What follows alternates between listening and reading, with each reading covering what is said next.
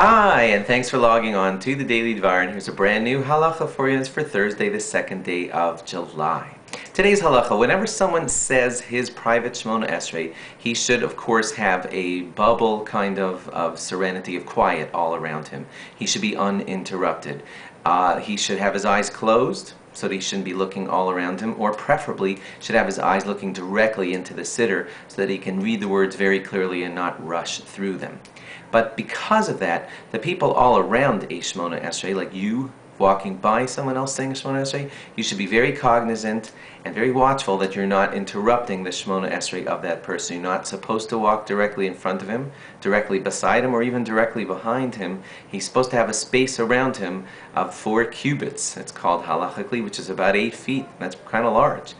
Some people say that the pews that separate us in a shul, those seats and benches, make it that if I'm walking through aisle number 2, that it won't interrupt the guy who's behind me in aisle number 3. You could speak to your rabbi about that, but to get the general idea, don't walk directly in front of someone in a way that will be interrupting or bothering his concentration. When you finish your Shemona Esrei, you should look behind you to make certain that when you take your 3 steps backwards, that you won't be walking directly into the person behind you who's saying his private Shemona Esrei. That would be very rude, improper, would ruin his Shemona Esrei. So that's something also to watch for.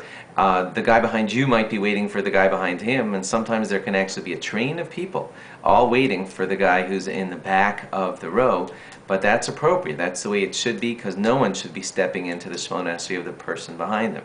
You might want to, in your row, try to arrange it that the people with the longest Shemona Esreis should be up in the front, in some way that they're, or somewhere where they can have their quietude and no one will bother them as they all walk about because they're finished. But always be mindful of people around you saying Shemona Esrei. They need to be not disturbed. And lastly, I will tell you that there is a halacha that if you say Shemona Esrei as well, it's appropriate to try to stand yourself in front of a wall if possible, so that things won't come between you and your concentration.